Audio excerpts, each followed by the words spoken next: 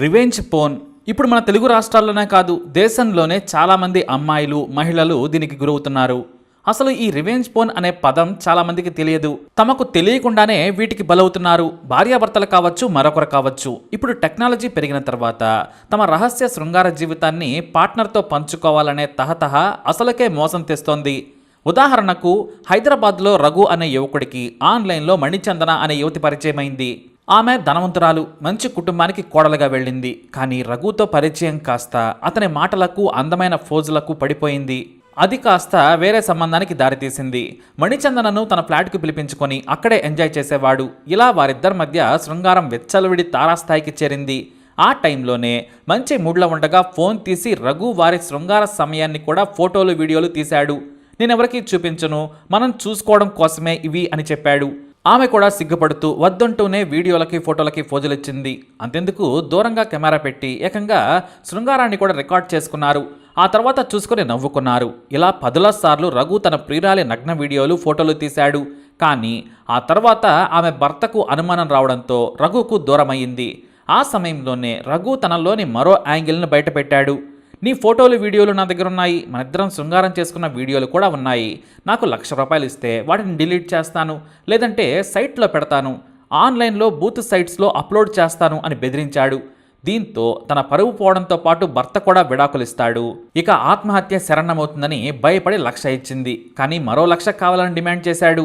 చివరకు చావే మార్గం అనుకుని భయపడింది. రఘుని బ్రతిమలాడింది. అయినా సరే ఆ దుర్మార్గుడు వదిలిపెట్టలేదు. నాకు డబ్బులు అవసరమైనప్పుడు వాడుకుంటాలే అంటూ మరింత భయపెట్టాడు. దీంతో తన స్నేహితురాలికి చెప్పుకొని కన్నీరు మున్నీరైంది. ఆ సమయంలోనే ఆమె స్నేహితురాలు ఇచ్చిన సలహా మణిచందనను బ్రతికించింది.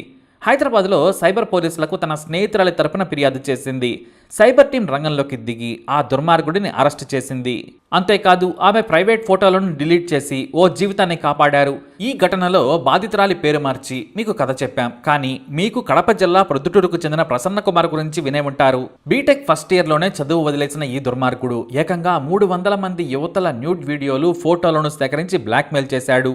ఇతని బ్లాక్మెయిల్ తాళలేక ఓ యువతి పోలీసులకు ఫిర్యాదు చేయడంతో పోలీసులే షాక్ అయ్యే వీడియోలు ప్రసన్న కుమార్ ఫోన్లో దొరికాయి. దాదాపు 300 మంది యువతలను ముగ్గులోకి దించాడు. మొదట ఆన్లైన్ శృంగారం పేరుతో తాను కూడా బట్టలు విప్పి తన గర్ల్ ఫ్రెండ్స్ను కూడా బట్టలు విప్పమనేవాడు. వాటిని రికార్డ్ చేసి బ్లాక్మెయిల్కు దిగేవాడు. అతన్ని తిరుపతి పోలీసులు అరెస్ట్ చేసి జైలుకు పంపారు. ఇలా రహస్యంగా 4 గోడల మధ్య చేసుకోవాల్సిన దాన్ని ఫోన్లోకి ఫోటోలు, వీడియోల రూపంలో దాచుకొని తీసుకుంటే అవి కాస్త దుర్మార్గుల చేతికి చిక్కితే ఆన్లైన్ బూత్ సైట్స్లోకి వెళతాయి. ఇలా తమ సమ్మతి లేకుండానే బూత్ సైట్స్లోకి వెళ్లే వీడియోలు, నగ్న వీడియోలను బూత్ ఆన్లైన్ వెబ్సైట్స్లో పెడితే రివెంజ్ పోన్ అంటారు. చాలా వరకు బూత్ సైట్స్లో సరదాగా ఇష్టపడి తీసుకున్న వీడియోలే కొంతమంది అప్లోడ్ చేస్తారు. ఇలా రివెంజ్ పోన్తో సంపాదించే గ్యాంగులు ఉన్నాయని సైబర్ క్రైమ్ అధికారులు హెచ్చరిస్తున్నారు. సరదా కోసం అలాంటి వీడియోలను, ఆ మధుర క్షణాలను భద్రపరచుకోవాలి అనుకుంటారు. కానీ నమ్మిన వారే మనకు తెలియకుండా ఆన్లైన్లో అప్లోడ్ చేస్తారు. ఇలాంటి రివెంజ్ పోన్ గురించి జాగ్రత్తగా ఉండాలంటారు సైబర్ క్రైమ్ నిపుణులు. అసలు తెలుగు రాష్ట్రాలు అనే కాదు, యావత్ దేశంలోనే ఇలాంటి నేరాలు పెరిగాయి.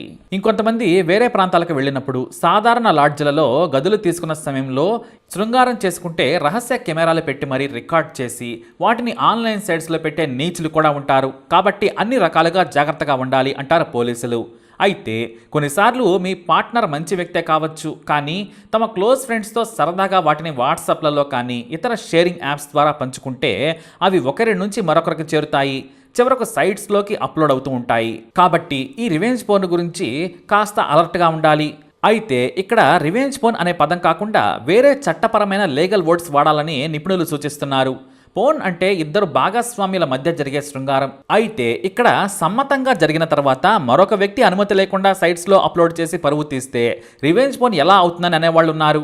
కానీ ప్రస్తుతం మాత్రం వాడాల్సింది ఈ పదమే. అసలు ఇలాంటి దుర్మార్గులకు శిక్ష పడేందుకు ఈ రివెంజ్ పోన్ చట్టాలు ఉన్నాయా అంటే లేవనే చెప్పాలి.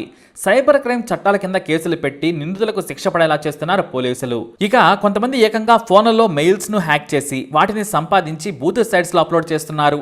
మరికొంతమంది కుట్ర చేసి మరీ మహిళలను, అమ్మాయిలను నమ్మించి మోసం చేయడానికి ఆస్కారం పెరిగింది.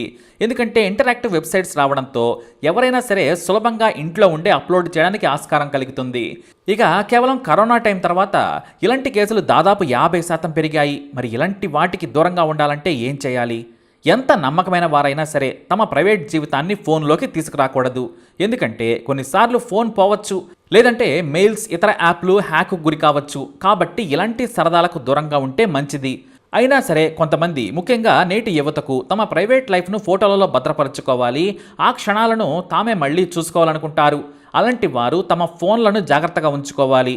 మెయిల్ పాస్వర్డ్స్ని కూడా తరచూ మారుస్తుండాలి. ఇక ఫోల్డర్స్కి కూడా పాస్వర్డ్స్ పెట్టుకునేలా జాగ్రత్తలు తీసుకుంటే ఇంకా మంచిది.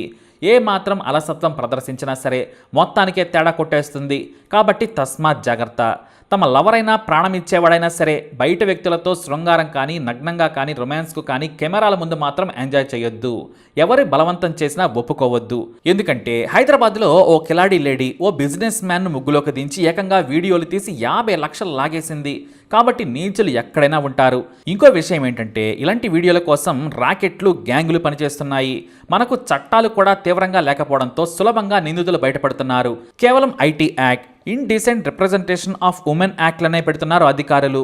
ఇక బాధితులు పోలీస్ స్టేషన్లకు వెళ్లాలన్నా భయపడుతున్నారు. మరీ ముఖ్యంగా మహిళలు స్టేషన్లోకి వెళ్లి మగ అధికారులకి చెప్పుకోవడానికి కూడా భయపడుతున్నారు.